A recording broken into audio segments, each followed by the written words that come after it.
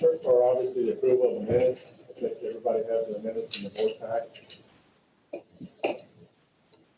So I'll entertain a motion whenever you're all ready. Motion. There's been a motion made by Glenn Kitson. I'll second. Jose second. All in favor? Aye. Any opposed? Thank you. And that was for both sets of minutes? Yes. Okay. The regular meeting and the executive session. As far as the approval of the claims, I think we all have those also. I take a motion. I make a motion to approve. Second. Jeff Babb, second. All in favor? Aye. Aye. Opposed? The first thing I've got on there is the fact that many of you know that the Board of Public Works and Safety has 3 members on it. Unfortunately, when you have 3 members, 2 members can't talk about anything unless you're at a public meeting. And so my proposal is, actually my proposal, I'm actually going to do it, so just so you guys know, I think I can do it right now. I'm going to appoint 2 other board members to the Board of Public Works and Safety. That way we can continue to have a dialogue without necessarily being in the public all the time until we get things worked out. And also the fact that it gives me more input as to how people's opinions are about what we need to do and how we need to go about doing things. So I just kind of wanted to let you know that that's what was going to happen. I want to keep you guys in the loop of everything.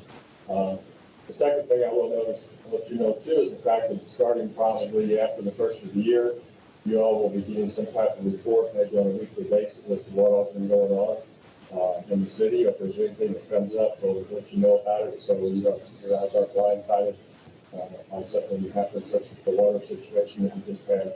We'll probably know from there. Next thing on there is a request for getting an appraisal for Methodist Church property. I just want to ask a question on the board. Would the mayor still have a vote then, so it's a 5-vote member?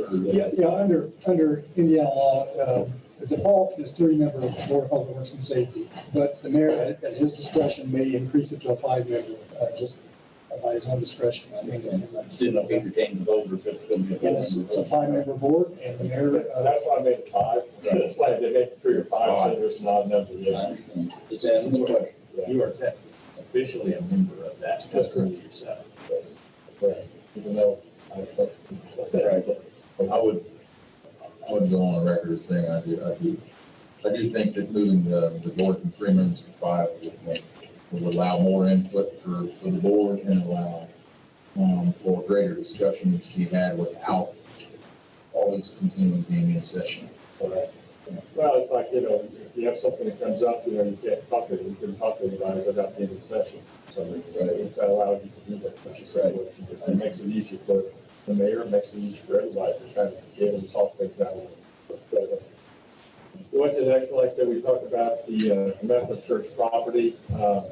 I met with Bill Kaiser, Pastor Ken, and also Denise in regard to taking over for the president trustees. They approached the fact that they had talked with us previously about the fact that they wanted to maybe work on something to help them parking lot out a little bit to keep construction project all over it. By maybe selling a piece of property so we can use to make a bigger alley, an access for them to maybe have some more parking and things of that kind. I think prior to me coming on here, I think there was discussion about what the process was as far as how much we could possibly do to purchase that property, but that they didn't seem to think that was a viable amount of money to do that. So they asked if we couldn't get appraisals for the property to see if we might be interested in purchasing that part of it to do what we probably should be doing as far as that area is concerned for the businesses and things. So I just need approval from you all to go ahead and get the appraisals for that property. I certainly informed them of the fact that if we do get appraisals, that all we could then offer them at that time is the average of the 2 appraisals. That obviously may be less than what they thought it would be worth. But then that would be their decision to make at that point. So I'm just asking permission for you all to go ahead and get the appraisals for that. If I could back up just a minute, as you may recall, the city can negotiate on the open market for the purchase of real estate if the value is less than $25,000. If it's more than $25,000, then the council has adopted a resolution determining if they're interested in the purchase of property and authorizing the appraisal by two appraisers. And I think you have in your board pack proposed resolution that indicates an interest. Doesn't, not obligated, you're saying you've got an interest in the property, and we authorize the mayor to obtain two appraisals. You have a resolution on So that? there'll be a resolution for this. Yes, I have it here. 2032. For the Methodist Church property?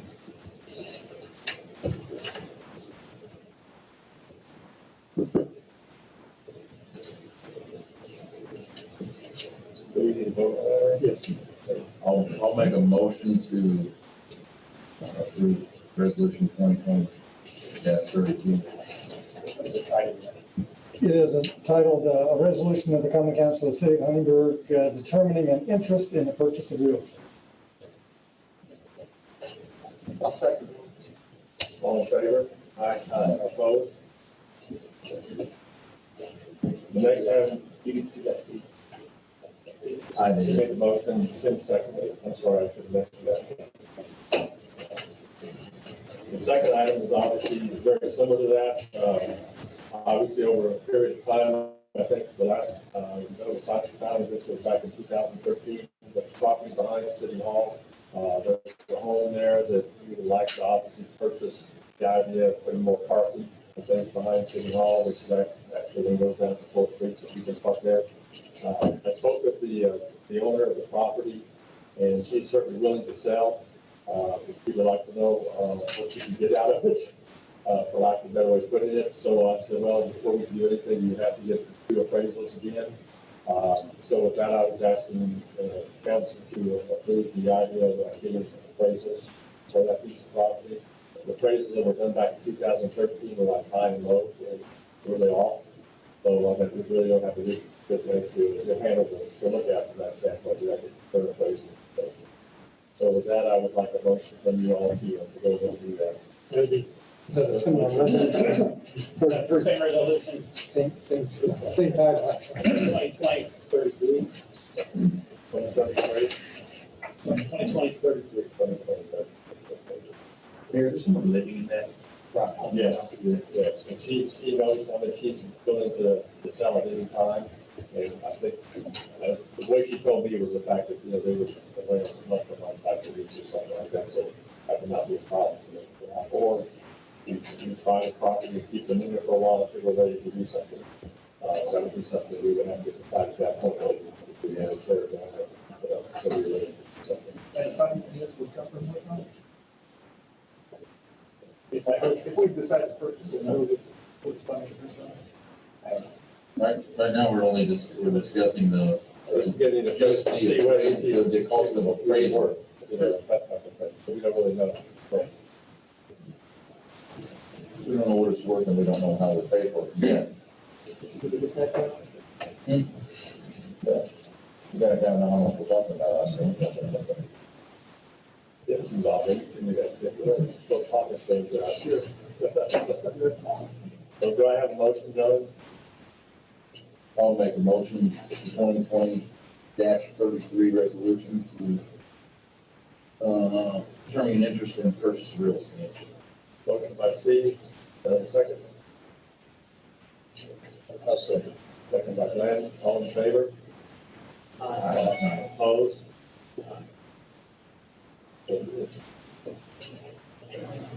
Next item on the agenda is the sale of the property on 14th Street. And Bill, I'll let you talk about that if you don't mind.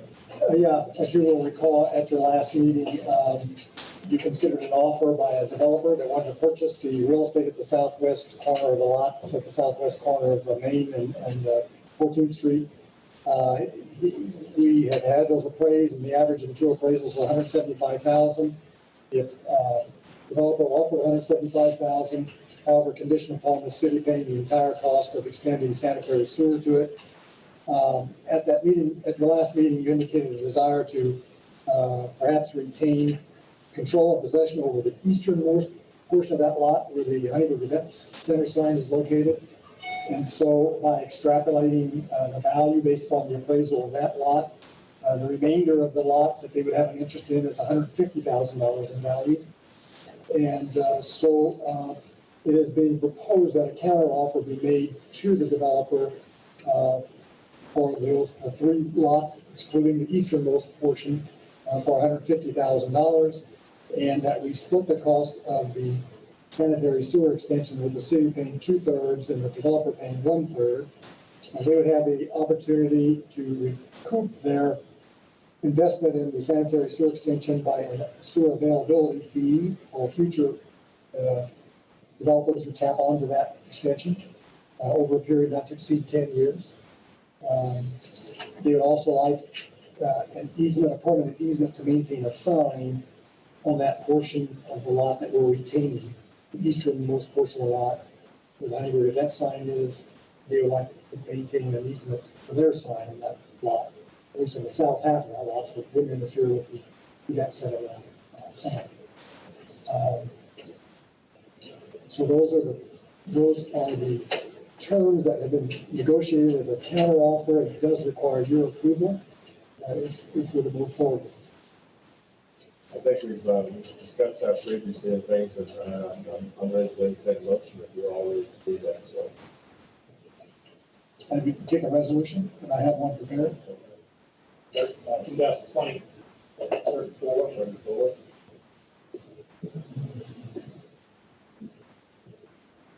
I have a motion. I'll make the motion to proceed. Motion by Jeff Bell. Second by Tim. All in favor? Aye. Opposed? Thank you all.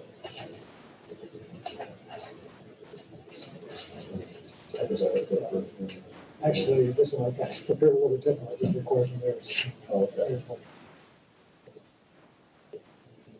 All right, next on the agenda is Rob. Probably ready. Okay, so you guys have in board pack the quote from Matrix integration. This is for our phones, the hardware that runs our phone system. There's two phone servers. One sits at the water treatment plant, and the other one is at the police station. One of them handles incoming calls, and the other one handles outgoing. They're redundantly set up, so if one fails, the other one it'll fail over to the other one. These things are not 2013 vintage. They're original to our new system that came in back in 2022. They're going into life middle of next year, so the SmartNet that we carry on those for software and hardware support, we will no longer be able to renew that and have that 24/7 by 4-hour coverage. So if that equipment fails, we can't get a new piece of equipment in fast. The one at the water treatment facility we've had a lot of issues with. The last couple of years, we've had to rebuild it a couple of different times, software-wise.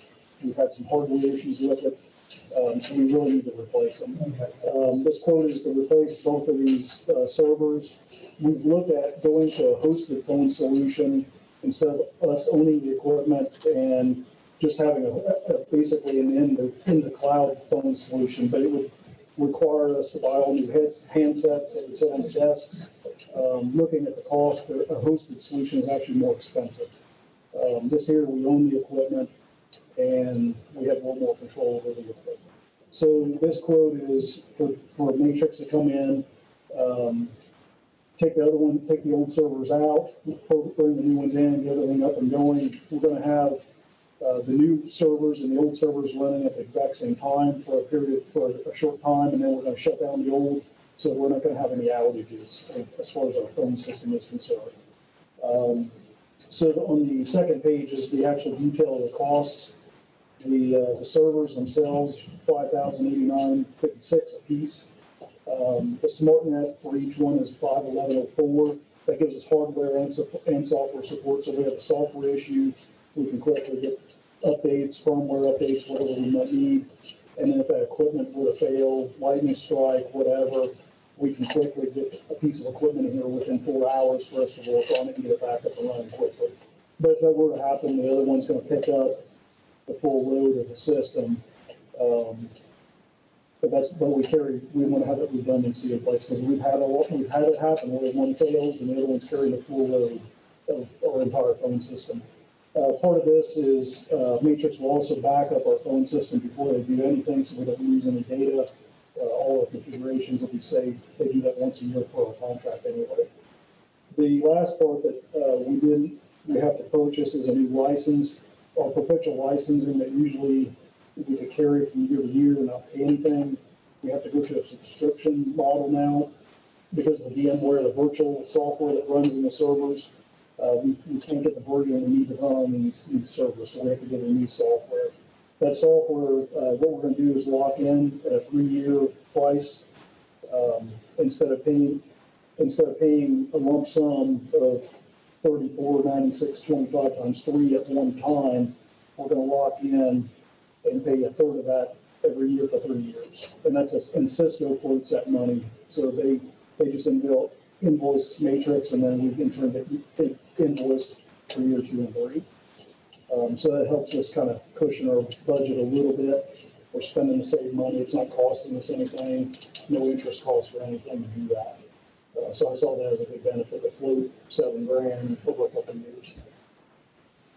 So that's kind of the information with why we need to replace these servers and kind of where we're going with this. But we really need to do this because our phone, we rely very heavily on our phone system.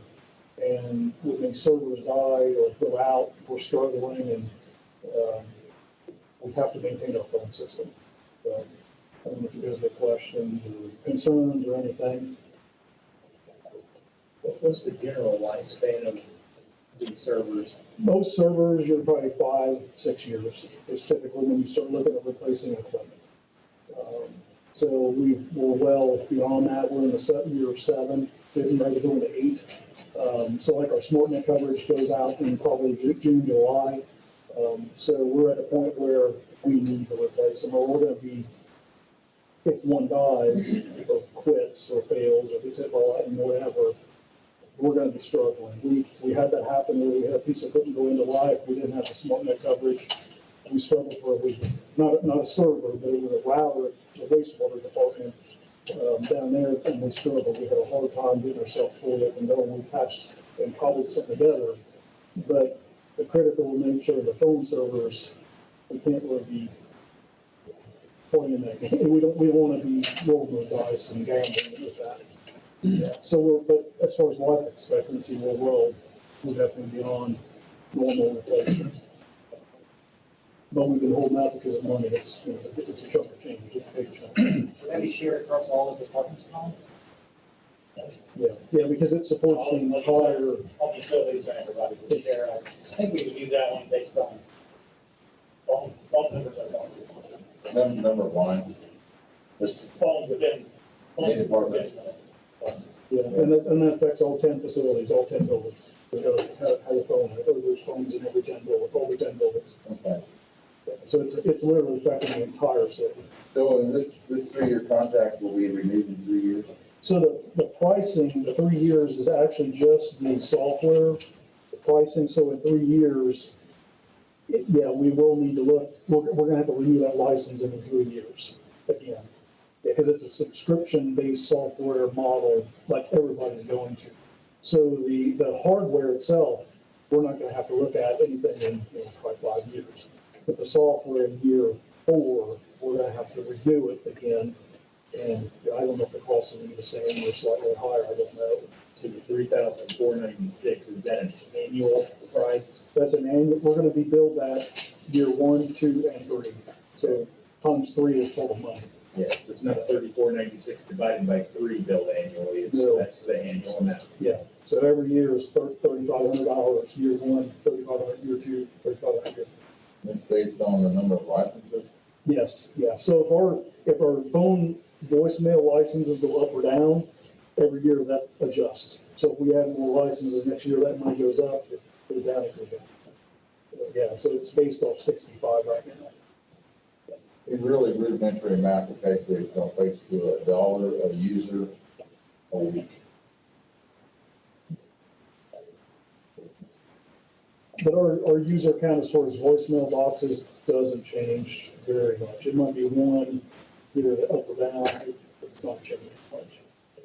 Unless we add a position, then it might come in, and then we might add one. it doesn't fluctuate much, it's pretty flat.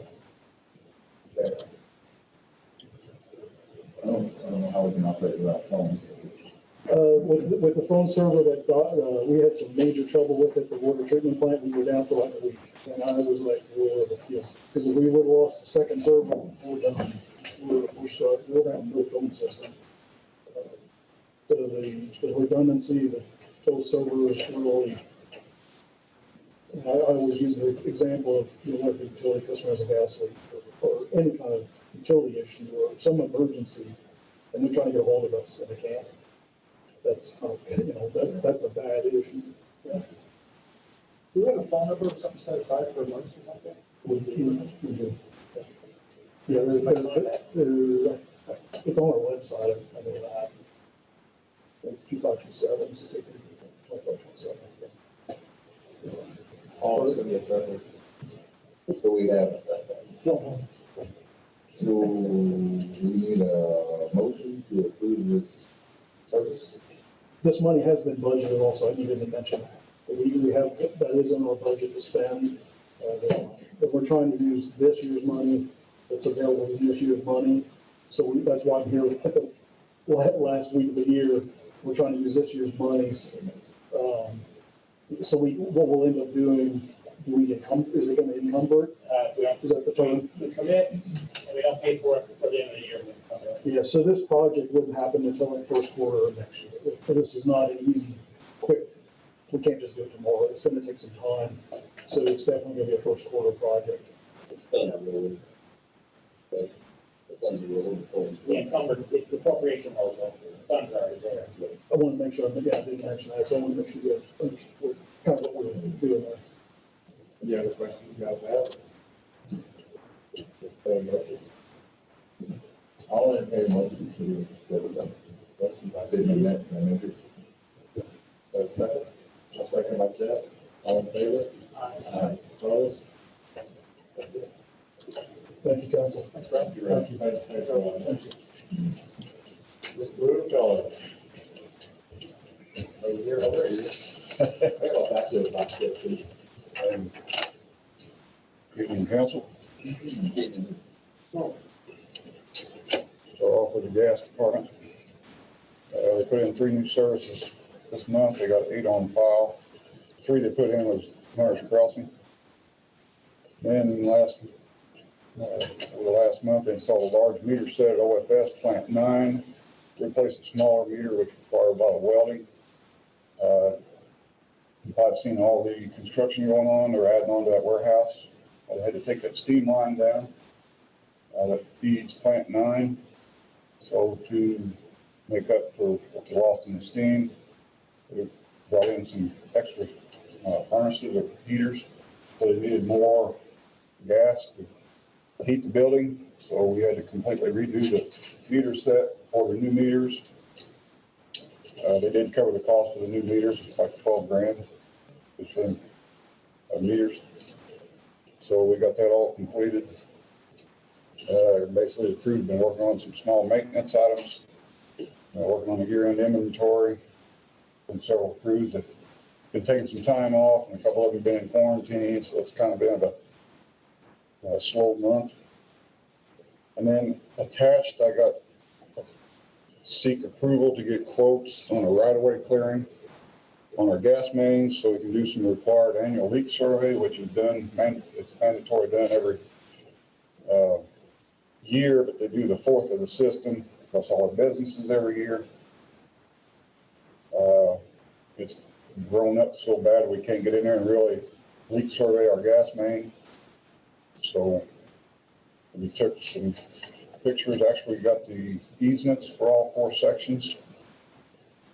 Some of the easements are back from 54, 56, when the main was put in. It's along the old 231 highway. So it's getting pretty grown up. We really need to get in there and clean it out. So I'd like to get an easement approval to seek quotes. There's probably very few companies that can get in there. One of them's got a big grinder head on a track hoe that goes in and just grinds the trees down. weather permitting. The ground's hard enough to get in there. Some of that's in the lowlands in the tri-hall area, so it's pretty wet. There's certain times of year you can't get in there. So any comments or questions? Give John permission to seek quotes to clear the right of way of our gas. I made a motion, is there a second? I'll second. Jim second, all in favor? Aye. Opposed?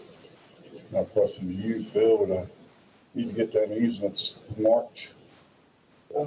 Yeah, first of all, make sure that you contact the property owners, Yeah. know what you're gonna be doing. We've contacted the Yeah, property owners. and make sure you stay within the easement. If there's some question about where the easement is, then we'd have to get it marked. Those easements were back in 54, so.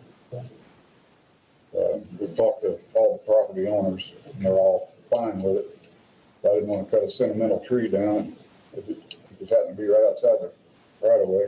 Well, you can't touch anything outside the right. Yeah, I know. So be careful. Yeah. Okay. Any other questions on the gas? The electric side, again, we installed 4 new services in Hunter's Crossing. I think we had a new service in the brand new addition, Hunter's Crossing 3, which they installed. They've been doing some line clearing, more or less tree trimming, back away from electric lines on County Road 1100 before you go into St. Henry. Some old poles that we're going to be replacing. They kind of leaned in toward the road, and the trees are kind of encroached on the, when we put these poles in there. So we're going to cutting that back. And they, like I say, they're going to clean it up around the shop, helping with inventory. And they're working on installing some safety rails along the dock, like a 4-foot drop off. So it's been like that for probably 100 years since the building's been built. With safety issues, so they've been working on that, doing it in-house. Anybody have anything on electric before we get into the net metering?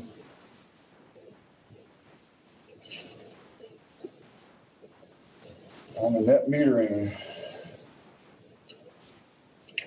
the board's going to have 2 choices.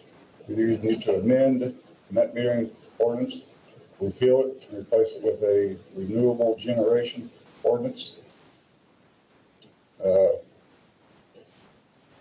Right now, we just have a net metering ordinance. We put it in effect in 2015. So remember the INPA, all 61 communities kind of went with the net metering. The investor-owned utilities went with net metering. Everybody's kind of moving away from that. In 2017, which I will hand you out, Governor Holcomb signed executive order. In 2017, ending net metering.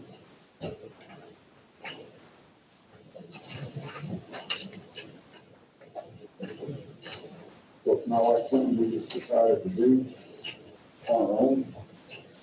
If anybody asks,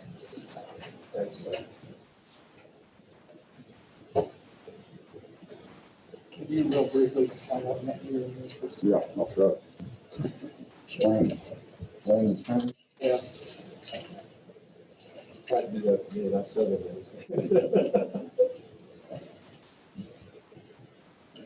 As you can see, in 2017, Governor Holcomb signed a bill that ends net metering in the state.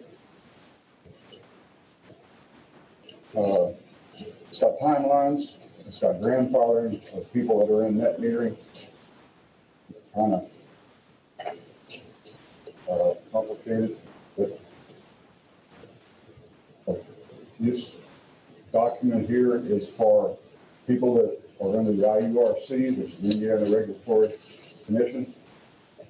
All your investor-owned, Duke, Vectren, NIPSCO, are the 3 major electric suppliers in Indiana. Anytime they have a rate increase, they got to go before the IURC, propose it, and they got to approve it. I think municipals, they can either be under the jurisdiction of the IURC or they can opt out. And correct me, Phil, I think we opted out in 1984, Yeah, so we're not under the jurisdiction of IURC. But this is for the ones that are under the jurisdiction of IURC, which, as you can see, the second page, it says that if someone is not net metered by 2022, there is no grandfathering under the law. The person who then starts with credit 125% of the wholesale value of the generation of the excess generation.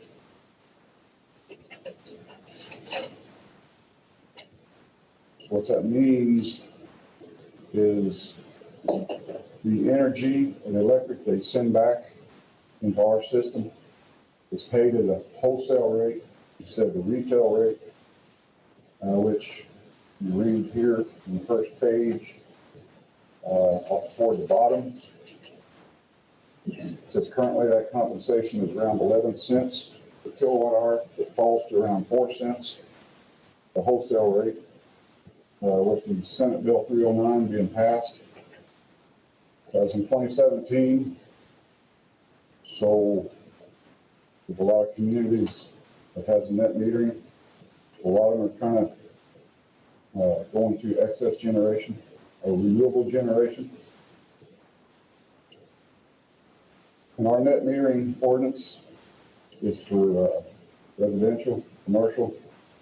It doesn't include our large power customers, which would be the water treatment plant or the wastewater plant. We either got to amend the net metering ordinance or repeal it, come up with the renewable generation ordinance, where if they push electric into our system, they will be paid by IMPA monthly at the wholesale rate versus on net metering where if they push electric onto our system, they more or less bank it for the following month. We don't pay them. We don't pay them a check each month where IMPA would send them a check, but it's the wholesale rate, which is basically what this law is going to do. The way it works now, let's say a customer is on vacation 2 weeks, it's nice and sunny for 2 weeks. That month, if it's spring and fall, where you're not going to use much air conditioning load, you're going to send probably a lot of electric into our system. Let's say it's 1,000 kilowatts.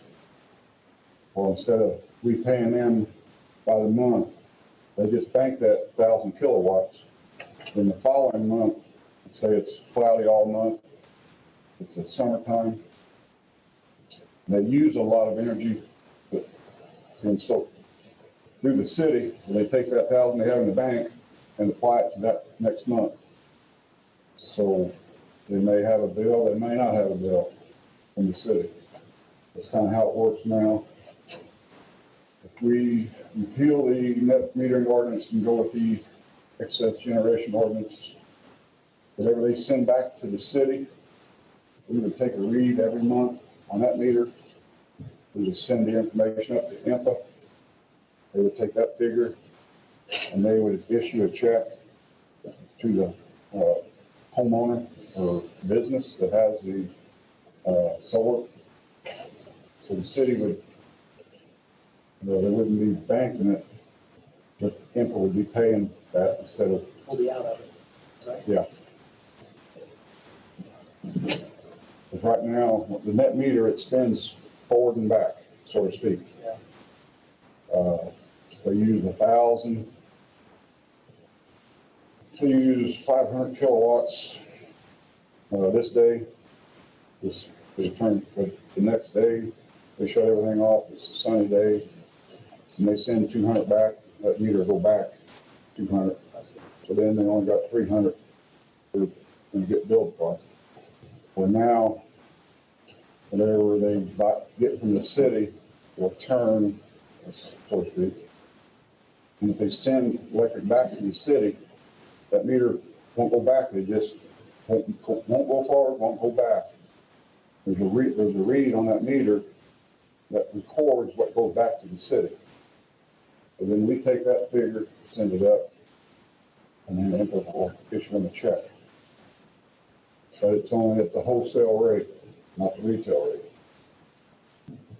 Yeah, the disadvantage to the municipally owned utility in the past has been that when excess generation is put back into our system by a homeowner, for instance, the homeowner gets a credit at the full retail value of our energy. Full retail value. The full retail value includes not only just the cost of energy, but also the cost of operation, the maintenance, the cost of John's salary, the cost of billing, the cost of the distribution system, maintaining it, all that.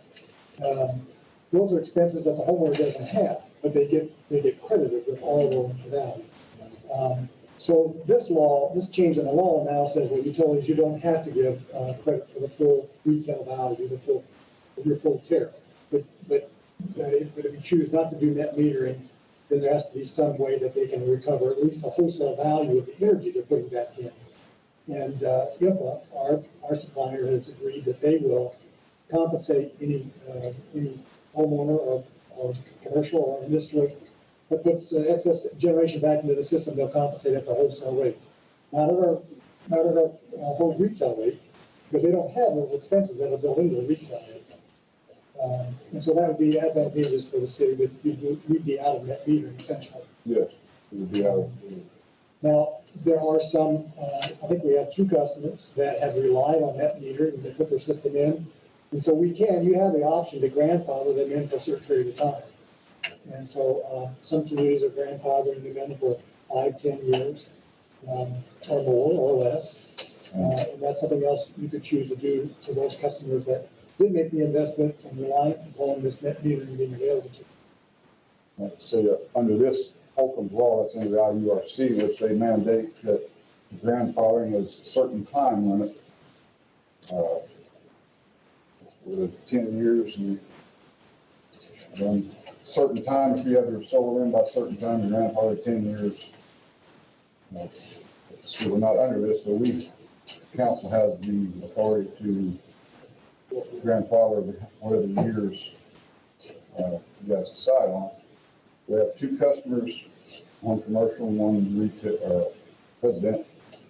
One put their solar in 2018, commercial did, resident put their solar in 6 months ago. And there is a issue where a residential customer called me. He is in the planning stages of putting solar on his house. He sent me all the information from the solar company, the schematics and everything, because he was online and he'd seen this, and he read it, and he figured he had till 2022 before this net metering goes away. But it's like I said, it's under the IURC. So when he found out that this net metering ordinance was going to be brought up tonight, he called me and wanted to know if he could get grandfathered in too. He said, he can't put his solar in now because of the cold weather, but the solar company don't want to mess with the shingles in the cold weather, not snap them. So he said he's got to wait till April or May to put his solar on. I think he's serious about putting them on, but he would like an answer if he's going to be grandfathered in or not. That'd be something that have to be decided by council. Is there a time limit on that, Phil? I mean, for example, if you're giving a grandfather and you just basically say, don't put it in, is there a time limit you have to have it up and operational? You can establish whatever standards you want. We're not, again, as John said, we're not subject to Indiana Utility Regulatory Commission regulations. We could repeal net metering completely and walk away from it. We could grandfather. We could allow people that apply before a certain date, so long as they complete construction by a certain date, we could allow those to be grandfathered. It's pretty much up to the council. So our application fee is $100. So if they come in, we don't want to make it to where, how long this process will take, 2 months. Well, yeah, so if you were to change this tariff, it's a change in your rates, and so we would have to go through the rate process. That, as you recall, that process is having the rate advisory board to meet and become educated on the possibility of repealing this and making a recommendation to you. You would introduce an order and set it for public hearing. And then after the public hearing, you could adopt the ordinance. So it's probably at least 30 days and not 45 days to get it done. And Phil and I talked and kind of would like to recommend like 10 years for the two that are on there now, the resident and the commercial. And after that 10-year period, they'd have to go to renewable generation, which it would be paid by IMPA. The third person that's really interested and seems pretty serious about putting solar on, he would like to know whether he's gonna be on the net metering for 20 years or he's gonna throw to renewable generation. But he will not have his solar up and going by the time the new ordinance amendment comes into effect. I thought I might present it, but, it's up to the council. I mean, Is there a way to know what the existing companies, the existing customers use for an ROI on their system? I mean, I assume they were using this, at some point they were told that they would recoup their investment by XYZ. I don't know what the solar companies, the salesmen, they're gonna It's not, make it sweet, but I noticed Congress did renew the 25% tax credit for investment. It's a federal income tax credit. 25% of what you invest in solar. That's been renewed. It was set to die this year, but it's been renewed for another 2 years. and with So the, that's some recovery that we're going to have. and with the new administration coming on next year, what kind of rules or changes they're gonna make. Part of that 2015 net metering ordinance, that we call it an ordinance, was that we would allow up to a certain amount of power generation. Is that gonna change? I mean, No, the cap, or yet, the cap would stay. under the new excess generation, it's unlimited. So just to test my memory on this and say that we capped it at that time because it was a dollar for dollar in and out. Yeah. So we would. IMPA wasn't gonna pay what energy that gets sent back onto our system. It's gonna be up to municipal they're gonna be responsible for it. Now IMPA's gonna, we had to regulate it. It was a way of capping our risk. Yeah. If everybody went on to solar, our utility would have to lose great amount of revenue. We wouldn't be able to operate. Rates would have to go up for those people that didn't have solar.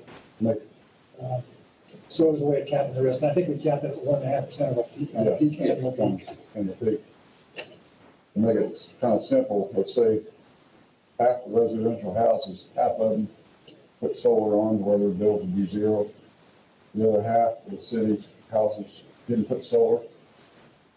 Our cost and maintenance would not go down because we got to still maintain the system that people have their solar on, or we're only getting half the revenue. And when the power goes out, the solar don't work. So we gotta still have our transformers there, just like the one customer I have on, out in the country, that's on solar, the resident. He got his own transformer, his own line. Storm comes through, knocks the poles out, burns the transformer up, and he's on solar, where he was basically just getting a meter charge, $5.18. The money we have to spend to put the poles up, replace the transformer, and we're not gonna get to recoup anything. So that's why the cap was put on there to help protect the risk. So INPA had come here and suggested that we put I think it was about $50 tariff per month on anybody that had solar. And the idea, just again, checking my memory on my research on this, but the idea was that they would be paying to maintain infrastructure, even though they're not paying a premium wholesale retail swap of electricity, they're paying a certain amount into the system in order to maintain the infrastructure. Now that we're simply saying, instead of charging a monthly fee for that, you're saying they're gonna put it into the system at retail, but when at wholesale, but any power they get out of the system, they would pay retail. Mhm. It's not gonna be an even swap of power. And so what they put into the system on a day when they don't use as much as they consume, we're gonna tally that all up at the end of the month. We're gonna send a request to IMPA, and they're gonna send a check directly to that homeowner. Mhm. So what is the difference between the retail and wholesale rate now? Like is it per megawatt or per kilowatt or? Per kilowatt.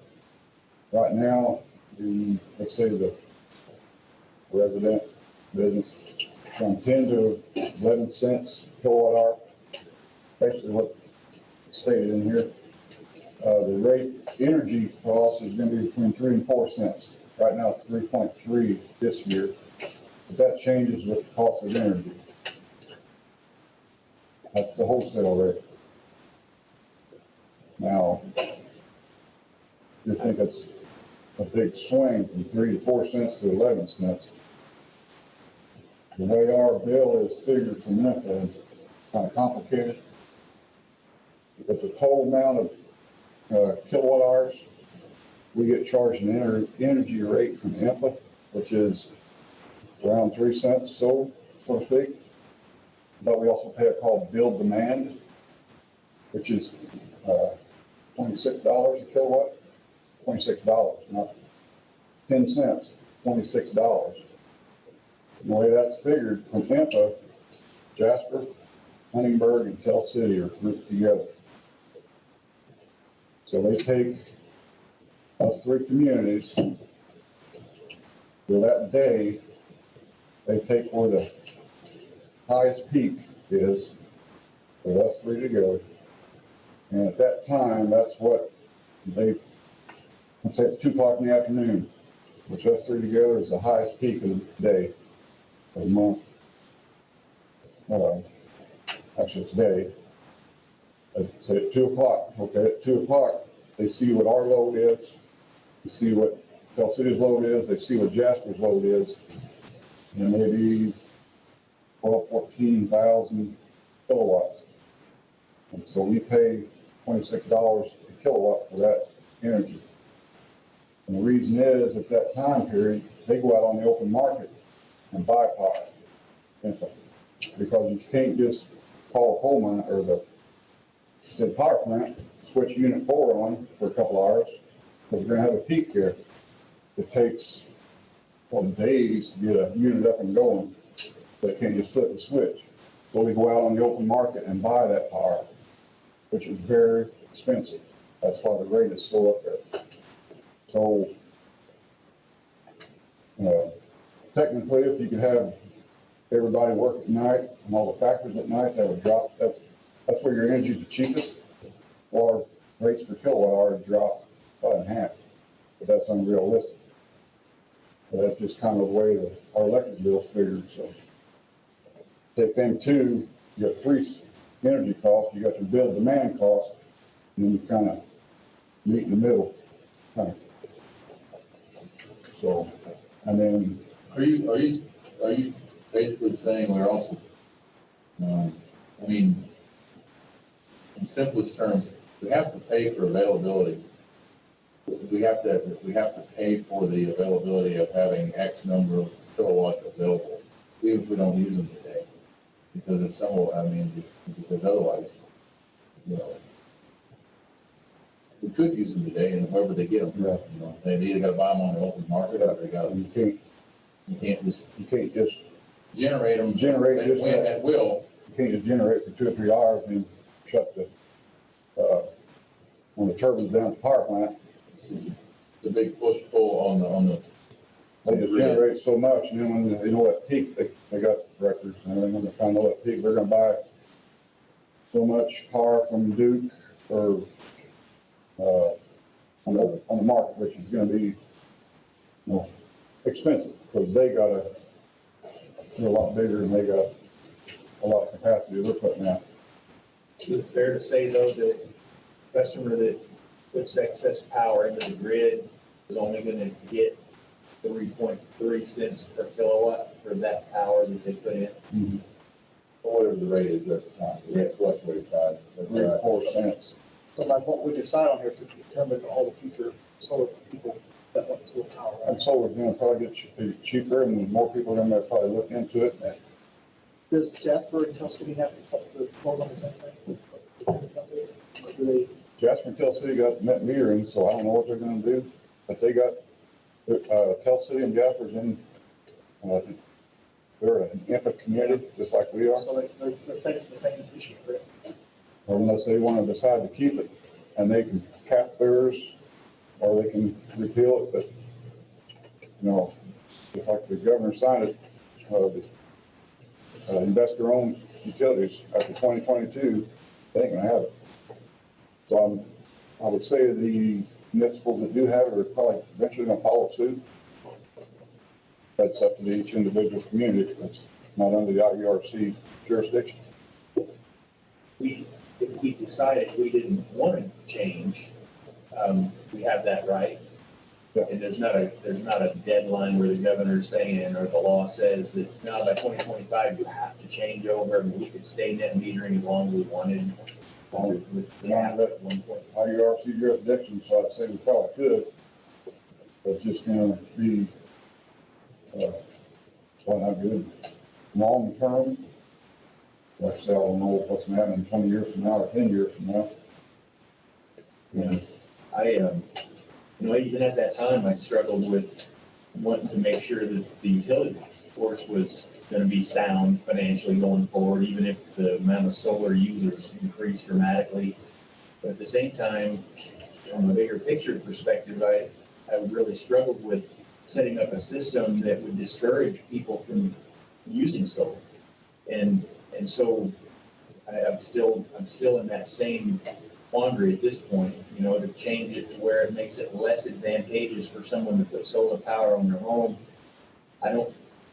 Part of me doesn't feel good about changing the rules on somebody who's already made the decision, but I also don't feel good about discouraging future homeowners from going solar. and when you people that are going solar, and it's been what the people that want to go solar, what they need to do is, get a history of their utility bill and size their solar to where they can be, neutral. Don't size your solar system to make money back from the utility to pay for your system. It's not gonna work. You're saying now they have to put in more panels to equal out Well, if you put in what they more used to be able to. panels, your system, you have a bigger system. But the one out in the country, the one customer, he's got 6.6 kW solar system. But the individual wants to put in town is 9.6. So, I don't know. And his is a smaller place than what's out in the country, but the gentleman out in the country got a big farmhouse plus a big detached garage. And he's got solar on his detached garage, but he's feeding his house and his garage. It's with 6.6. But this individual in town's just got a house, he's gonna put 9.6. So I even suggested this, if you downsize just for your house usage, then your net metering or your excess for your renewable generation, it's not going to be much of a factor, because you size it to what you're going to use in your house. I mean, your solar's going to offset what you need from the city, but you don't have to worry about getting reimbursed 3 cents or 4 cents. Size it to your usage. Don't size it to make money back from the utility. Right now, with the net metering program, we wouldn't actually ever pay somebody. No, they just keep it as a credit, and if they would move, they just forfeit that credit back to the city. Yeah. So, Each one of these customers are still paying a monthly service fee. Right? Yeah, meter fee would Meter fee. $5.18. Yeah. But, Second side of this is if we could have more customers that we would have a cap, we could have more customers go to solar and basically install a system that would essentially be neutral. They would have a very low or not even a utility bill from the electric department. And the fact that they don't have electric bill is their ROI for that system. I mean, they're gonna return on their investment by not paying the utility. So there's still a reason, you know, there's a reason to go out and do this if you want to, you know. Yeah, there's gonna be people out there that can't afford it, but, you know, it may come a time where, you know, rates gonna have to go up because a lot of people putting solar in, because we're not gonna get revenue back to support, you know, the electric department. And like I say, if the power goes out, your solar goes out. They gotta get electric to make electric. You know, as I remember, it's like until battery technology Yeah. is so good that I can generate my own power, put it in a battery, take it out when I need it. That right now, solar users are using the city's grid as a battery. Yeah. They put it in As a backup. and right now, they're being able to do that for free, Yeah. essentially, right? Yeah. So I get that part. And I don't think the city should be, because again, what you said is that if, let's say, 50% of the people in Huntingburg were doing that, then anybody who can't afford to put a solar system on their home, their bill has to go up to subsidize those that could afford to put the solar on their home. Our cost of maintenance is not gonna change, go down. Right. So I certainly think there's a place for the city being duly compensated, fairly compensated for maintaining the battery, you might say, right? Yeah. So could you stay in a net metering arrangement, but then look at the monthly fee that's currently 5 and change and make it 22 and change, or some number that would make a person contribute to the cost of the battery or the cost of the grid? Talking about just the solar people or the entire system. Just people who go on to solar, that they individually would pay a little more to maintain just the grid maintenance, to contribute to the grid maintenance, as opposed to there being a swap in power for power at a different price. Would that be an option to just adjust the monthly fee and stay on a net metering arrangement so we would maintain the ability to control it? That's, In fact, that's what we were considering. In fact, IPA was recommending that to us back in 2015, that you have a base demand fee for those people of $50 a month. And of course, we thought that was somewhat exorbitant and didn't impose that, but you could. a lot of pushback on it. There was. I contacted a couple of companies that do installations, and they said, everybody needs to calm down. And you can only put solar on so many homes. A lot of them don't have enough property to benefit from it. Some of them, their roof lines aren't right. Some of them are too close to a tree. And so you're really only going to have a certain number of people. Yeah. But they did acknowledge that it's only going to be the people who can afford to spend $20,000, $30,000 up front that can ever have solar. So there's going to be a small number of people that would ever put solar on their home.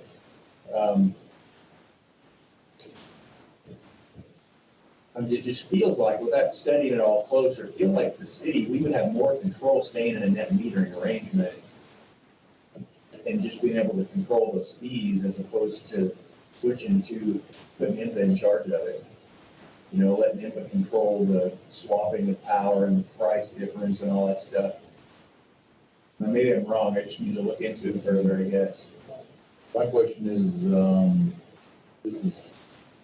Am I wrong on that? Sorry, Steve. no, is this a discussion for today, or are you looking for action of some kind? Actually, a discussion, I'm going to need some direction as to draft an ordinance eventually, whether to repeal net metering or to change the tariff in some fashion. We want to keep net metering in place, so that we can take that before the rate advisory board. So you might find that we need to do that. I don't think we're at any deadline. 2022, something The longer we- like us? What's that? Is this 2022 and That's just outside for us? people. I agree, so it's URC. it's under the IURC jurisdiction. The longer we delay though, the longer there's some uncertainty by people, wanting not perhaps to do so or not. They don't know. I mean, they don't know whether we're going to grandfather them or whether we are going to grandfather them or they should. Yeah, Wholesale rate from, I think we should do further research on it to figure this out personally. I mean, I would be more, I couldn't make a decision tonight based on what I know about it. Is there, John, is there a possibility to have an input engineer, make a presentation to the council at some point? yeah, I think, well, it's. Give it. Even remotely, Huh? even remotely or whatever, Zoom or whatever. On the, I see both sides of it, but I haven't been able to digest all of it completely. I don't necessarily agree that it's, our dollar for dollar doesn't seem to make sense to me. We're paying them back at retail rates, and that doesn't make a lot of sense, but then, you know, we have other provisions like a cap and things like that that help us minimize our risk ultimately. I mean, where are we on our cap, you know what I'm saying? Can we put 5 more houses on, or 15, or? 6.6 there, we got 22, one customer, about 30 now. I've got like 190, We all have to go there. but it's in the water treatment, that's, you count that, 240. Gary? Good for They me. want to be counted, Gary. I think we decided that that wasn't gonna count against the cap, didn't we? And then the wastewater comes on maybe in 2 years. So that's gonna be another 240, or I don't know the size of them. That one, I'd say they'd be similar. Were they under the same kind of agreement? One to one? Well, right now, they're not under, they don't qualify under the net metering. The large power, they would have to go through the input. We'd have to repeal net metering, and I don't know, would we? If they're not eligible for net metering, could they, if we kept net metering and they're not eligible for net metering, could they still sell the PEMPA? They'd have to, Okay, so they would still have that advantage. yeah, you'd have to. I think we just need to check it and look at what, they go and say, send out more information on how the aspect or something come out, and this my recommendation would be, recommend something like that. I agree. I think it's certainly, Is, yeah, no, after that. The customer that is interested in putting solar in right now, well, we don't have to say. He's not gonna put it in until April or May, at the earliest, what you're saying, I like. there's all, If we could do it in the first quarter, that'd be great. 2021, you could have some, going, bring this to some kind of, influx of, well, when I put solar in 5 years, I'll pay my $100 now. Now they're guaranteeing me net metering. I think that's what I'm. Right. And a year down the road, well, I had to buy a new meter, I'm gonna put solar off another year. So, but I got this $100 to pay, it's like guarantees me net metering, if they do away with net metering. If we did grandfather and put a time limit on it, like 10 years, every year they put off putting it in lowers the number of years that Right. grandfather. After the new ordinance to take effect, then, over. yeah, There'd be no new. So, but the issue would be, if I make a deposit, application and deposit before you repeal it, will I be grandfathered? And the thought is, well, perhaps you could make a provision that you will, if you make an application by such and such a date, and you have your system installed and up and running by a certain date. Right, that's good. The other thing I would ask you to consider is if you are going to have a presentation from NPA or anybody on this, maybe there'd be a joint meeting with the Utility Rate Advisory Board, so they can hear the same thing, be able to make a recommendation as well. So you have to have. I don't have to do it twice. Yeah, do it twice. I don't think that's a problem. I agree. Isn't that 3 of them? 5-member board. So I have a motion coming to do that. What we do. What do we need here? Well, I think maybe John could explore with NPA what kind of resources they could have to bring us. somebody could, And then we could, the mayor could set up a meeting, he could call a meeting with the Utility Rate Advisory Board at the same time. contact with info that's in charge of the ordinances, solar, and they can come down and make a presentation by Zoom or Yeah, any means possible to Just find out, and just let me know. and I can call. bring us up to speed on what this all entails. So how it pertains to this particular customer, if we decide to do nothing versus if we decide to repeal and replace with this new, whatever it's called. Accessory. My screen went blank. Considerations or. Yeah. Is it possible for us to have this conversation that still go ahead and offer some kind of grandfathering to that particular customer who's in the middle of the process, without extending it to anybody who wants to apply for an I application? think you have to extend to anybody. You have to be non-discriminatory. So if you're inclined to permit applicants by a certain date, to be grandfathered, it has to be offered to anybody that meets those It's the same years standards. too, isn't it? Same amount of years? Yeah. Yes. So since 2015, you're saying we only have 3 people doing it anyway? Is that right? Two, and then one interested, and then like I say, the water treatment plant and then the wastewater treatment plant coming on. So would you foresee that there'd be a large influx of applications just to lock it in, you think? I don't know. I'm gonna get my $100 in now for my $30,000 business. It'd be like an insurance policy, for $900. I'd put a deadline on how long that's good. You know, if the deposit down, you've got X amount of years. What's your deposit good for now, 5 years? Or Whatever you indefinitely? want. I thought we amended that first. That's what I'm thinking. Make it still a $100 fee, that has to be installed within 12 months or 18 months or some number like that. And that way, if anybody did apply, they would know that. And if they didn't really have any intention to do it, they'd be wasting $100. If they really were serious about proceeding, then they would invest that $100 knowing that it would help them. That's where I've got to find that line in the middle between protecting the utility, but also not just ridiculously discouraging people from wanting to go solar, which is a good thing for the world and for them, and you know what I mean? So I got to put some thought into that. So where are we going to go? Yeah. Go back to that question again. I think you need more information. I think I need more information. Table the subject, we'll get more. Table it until. Until you get we have an answer. Like I said, it will be John, and we'll set up a meeting after we can get down here and meet with everybody. And then we can make a decision.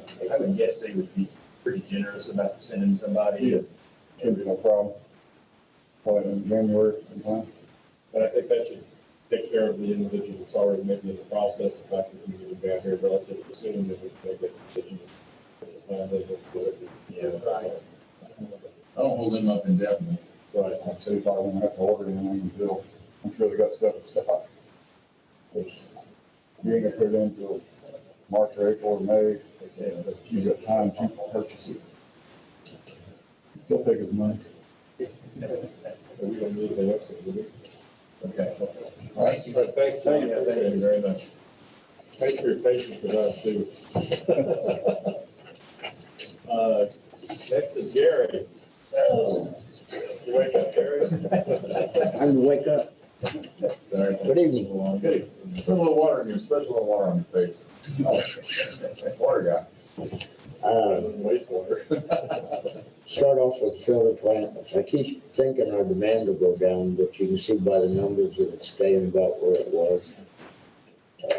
Don't know why that is, but the only issues we're having on the filter plant is we're running our filters awfully hard and they're stopping up quicker and quicker, so I'll be really glad when they start that new cycle.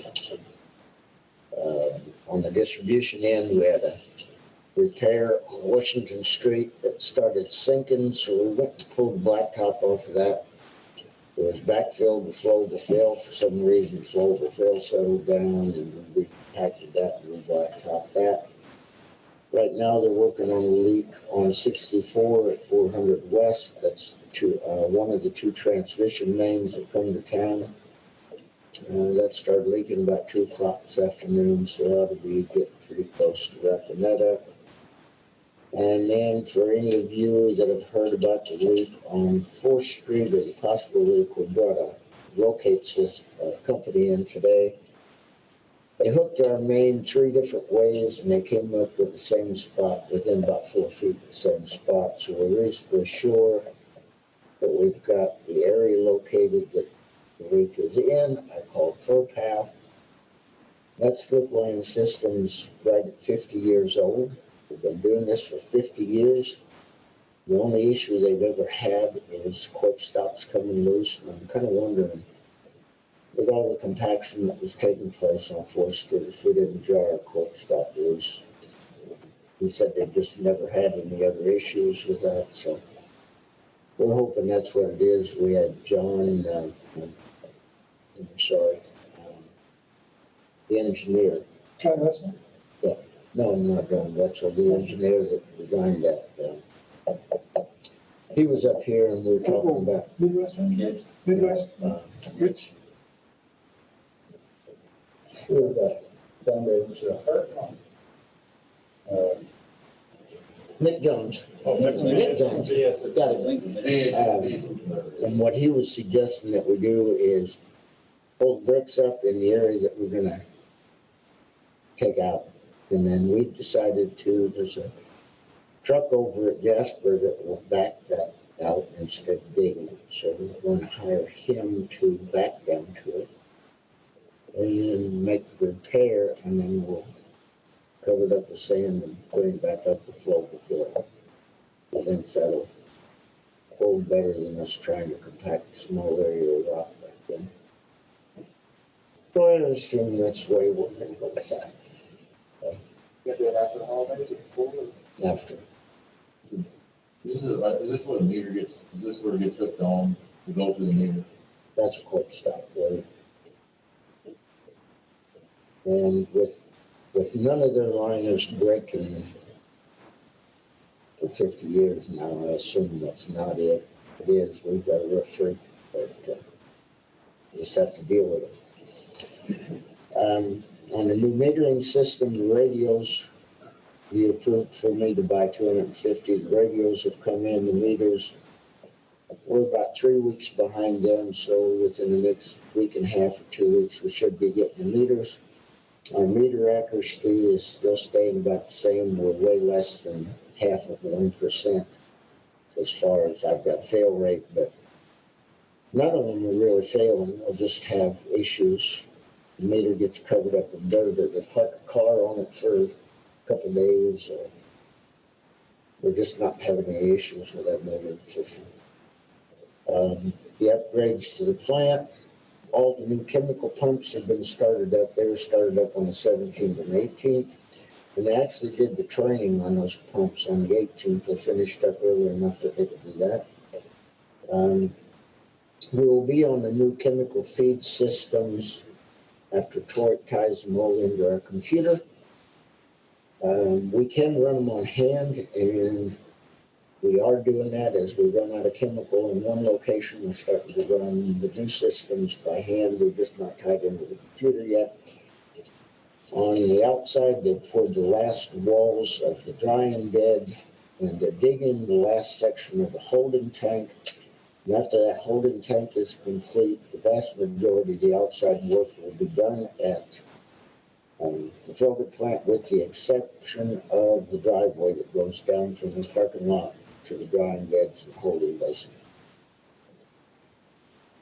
Start up on the new filters, start up on the flocculators was supposed to be on the 4th, but they had some issues getting 4 of the drives in. They were not delivered on the date they were supposed to be delivered. So they're going to start up the flocculator section on the 11th, and we're hoping we can schedule Tonka to come in same time and start the 4 new filters. And then as soon as the 4 new filters are back T tested, and they'll start producing water. There's a run-in time for a filter. They say a filter doesn't start working until it gets some dirt in. So you have to run it and backwash it, run it and backwash it until you get a little bit of dirt in it, and then it'll start making water. And as soon as it does that, we'll switch to the new side, shut the old side down, and they'll start the rebuild of the old side. And that brings us to replacing the catwalk. And I got this today. What we'd asked for was a not to exceed price on that catwalk. What they gave us, and I asked for clarification on this. The person I'm dealing with is presently quarantined for COVID, so it's kind of difficult to get answers whenever you want them, but our price for replacing that catwalk is $35,322. And some of you have been out and looked at that. And where I'm wanting to replace, that's going to be a main walkway to get from one end of that filter plant to another. And I just even the safety director feels that that's too much of a trip hazard and it needs to be fixed. The problem is if we don't fix it now, it will never be fixable because the plant has to be, that site has to be shut down in order to do it. So that's our price. With that, they're asking for a 6-week extension on their contract. That's not only for the catwalk, but we're getting to the point where we may not have weather to pour concrete outside. And if they don't get that, if they have to wait until spring, they're not going to hit their deadline for the middle of March. They're not going to hit their deadline to be totally completed. So that's why they're asking for the extra 6 weeks. And that price is good to the 11th of January. So I guess we need to have a discussion about what we want to do. I was up there and looked at it, and I agree, it is a very, very likely trip hazard. And one claim, $35,000 will be found in the heartbeat.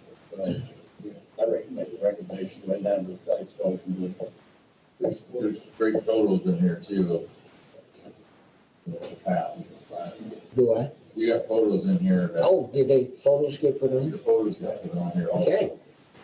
I've seen it personally, but the photos, So do good justice. What's the value to the contractor to get the 6-week extension? Meaning if they don't meet the deadline as it currently exists, what's the price? They pay a penalty or is there? Anytime the contractor goes over, and I don't know if Huntingburg's ever done it, there's a possibility of finding. And I think they want to avoid that. Yeah, the contract, probably, I can't remember, but I think the contract has liquidated damages in if it's not completed by the substantial completion date. Probably a percentage, not. But it's probably a daily per diem, like $100 a day, $1,000 a day, I don't know. The liquidated damages are not, they're not without controversy. Courts don't like to enforce liquidated damages unless they really bear some reasonable relationship to the actual damages you're going to incur because the contractor didn't finish. So if we're losing water customers and we can show we're losing revenue as a result of them not finishing on time, liquidated damages will probably be enforced. But we can't really point to anything that their delay is damaging us by, then it's going to be difficult to enforce liquidated damages. Wouldn't we rather give them an extension to get better job? Well, I would rather, but yeah, that I mean, if they pour the concrete in the rain better freeze.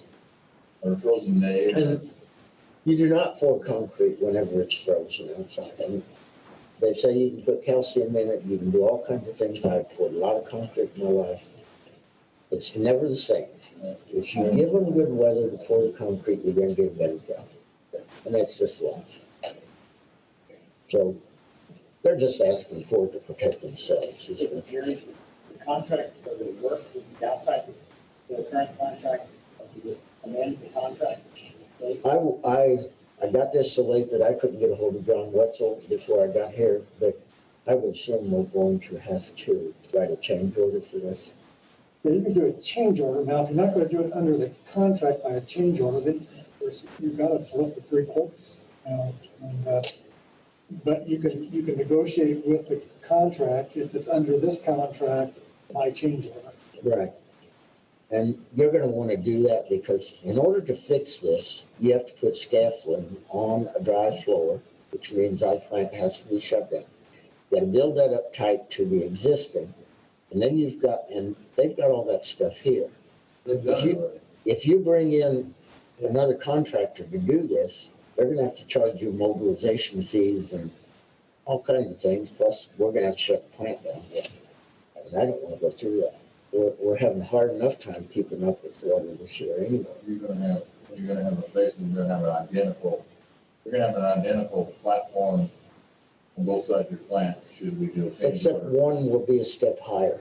We're gonna go, instead of taking out the old concrete and trying to save the rebar, to tie it back into the existing wall, we're gonna pin it to the existing floor and then let it go out. So,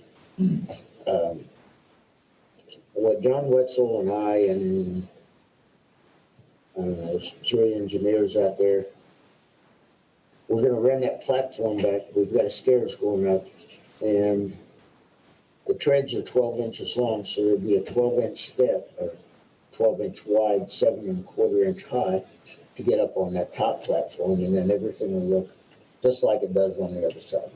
Except Sir, we're is that gonna what have a we step talked up. about when I was out there that time? Yeah. Bringing that up, Right. put it on top of the old one. They've had a structural engineer out there, and the wall and the current platform that's out there has sufficient strength to hold second platform, and we feel like that's the best way to do it. I would imagine demolition would be more than that. Yes. Because you have to save the rebar. It's not like you can go in there and just cut it out. You have to save the rebar that's in there. So you're gonna have to jackhammer around all this rebar. And, You feel like the 35,000 is a fair price? yeah, dude. Especially when you compare it to, and I myself, no more. Right now, we go out there a couple times a week, and I myself have caught my toe on those grids. And I grabbed onto something and didn't go back. But Do you think if we're paying a market price for them to do that work, do we need to grant them a 6-week extension? I feel like we're giving something up there and still paying full price for. I would. Price for. I would give them, like someone said, you're gonna get a better job if you give them adequate weather to pour that concrete. You're saying that if we don't give them a 6-week extension, They're gonna pour the concrete, they're gonna try to get done any way they can. And if we get slighted on the job, then we just get slighted on the job, and that's not a good way to do it. None of this should delay the operational side of it, right? No. They're gonna work on this stuff, they're gonna work on the platform and the mechanics of the plant before they work on the driveway out. The only thing that they've gotta do extra is they'll have to bring a pumper in to pour that. For Because that there's no other way to. platform, which they've done already. Right. Yeah. And they're gonna have to take all the drives off and change the conduit. Some of that price is changing the conduits that run those drives. And we have to raise the handrails and add a couple extra posts to make it all OSHA compliant. So, kind of feels like we could grant that extension anyway. no. It's not simple. It's like I said, I personally would grant the extension to get the quality job. They don't wanna be here any longer than necessary either. They're making, I mean, every day they're here, they don't, you know. You think They can make, the quicker they leave, the more money they get to make. That's what I figured. The sooner they get done, the more they make. And they've been very good to work with. They really have. So this 6 weeks, it's not gonna delay something else, so it's not gonna No. cause them to start another job and ignore us for 6 weeks. And It makes some sense for them. Move everything out, bring it back. Yeah, mobilization and all that.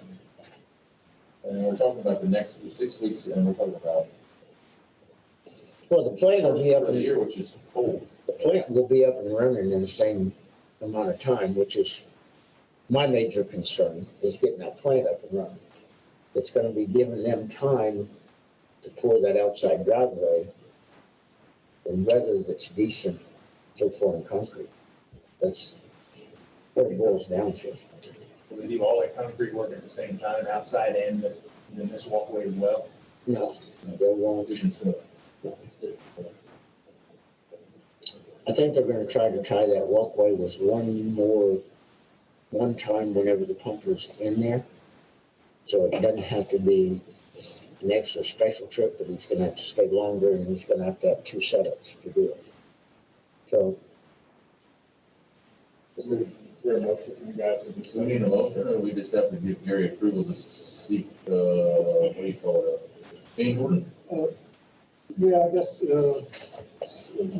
wanted a change order, but yeah, I would authorize them to proceed with obtaining a change order. You'll have to involve John Wetzel, I guess. yeah, I'll get a hold of John Wetzel and we'll write a change And order. then, bring it back to the board next month. And what we talked about whenever we were looking at this was instead of writing a change order just for this sidewalk, we'll wait until we get a little bit further along and write one bigger change order. That's all right with SRF and that's all right with the contractor and that's all right with me and Just so the board knows what's all gonna be in that, so that at the very end, they don't get a big change order that's already occurred and. most of our change orders have been the other way. Yeah, Billy. Yeah. Saving money instead of spending extra. What we need to do, correct? Yeah, just authorize Gary to proceed with, a change order. I make a motion to do that. Yeah, I'll second. All in favor? Opposed? Thanks, Gary. Thank you. Anything else? Yep, distribution, the main has been killed north of the railroad track and it has been grouted full.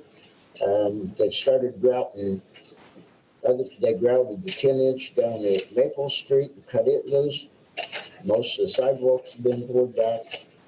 And then the solar, they've installed all the racking at this time. Panels were supposed to be in either yesterday or today. They did not make it. As soon as they're in, they'll start setting panels. The route has been placed to go and their estimated startup is February 6th. Anything else? People out there still south of town, that's not affecting, that's not involved with our water system, that's just like private. And what, No, I don't know what to do. They hold the cemetery, there's somebody up there. Pouring concrete pads for something. I don't know. Ready to truck with it. Maybe they're gonna put a fence out there when they're gonna get in. What is the, out here on this,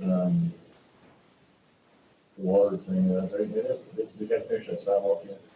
Yeah, they have to.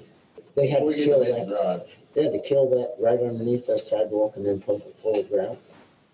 So that's why that one section of sidewalk isn't poured. And I think we've got a few handicap ramps that need to be finished yet. or We whether they just left that one section. We have some dress up that has to be done. Okay, it's not, yeah, it's gonna have to be pulled on that. Part of it.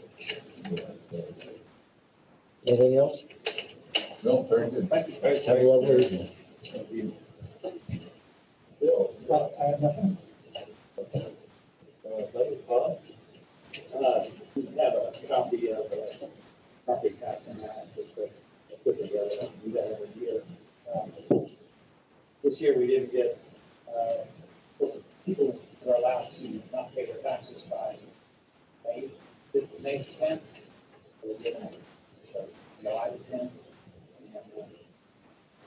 as far as our city property taxes, that came out pretty good, but the TIFs were about $330,000.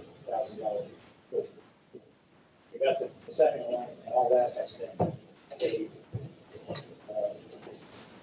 We came up with about $115,000 short of city property taxes, but we had expected a circuit breaker or a property tax cap credit for that. So we're looking pretty good. It's very close to what it was last year. We got about 95% of our claims. That's about normal. Any questions on that? So the departments that are short of funds, is that, how's that money gonna be replaced? For the, like. Oh, it was just, a reduced cash.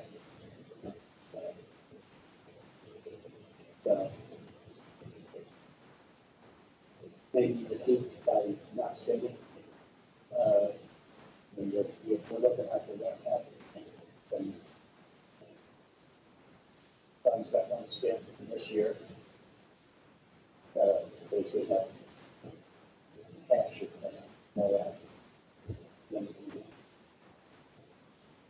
the other thing that you have is, there was some, appointments, sheets for council, there's 3 of them, that end in January.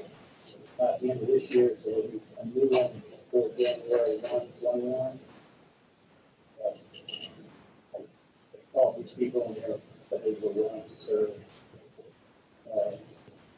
That would be the redevelopment commission is a 1-year term that expires on 12/31/21. And the tree committee is a 2-year term that expires 12/31/23. Development commission I talked to the next meeting last year. And the cover charter will be in the tree committee. These are the existing appointees now. No, Heather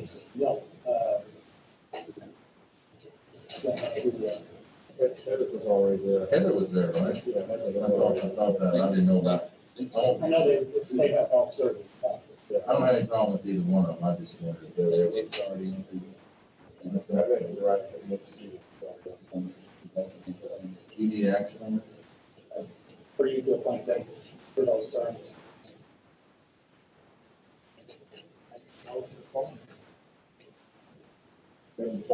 Made a motion, and a second. A second, Jeff, all in favor? Aye. Opposed? And that's all I have. Any other items? Council members? council. You see us and yes, I'll go on. Any items from the floor? Hearing none, motion to adjourn. There's a motion to adjourn by Glenn, second by Steve, all in favor? All right.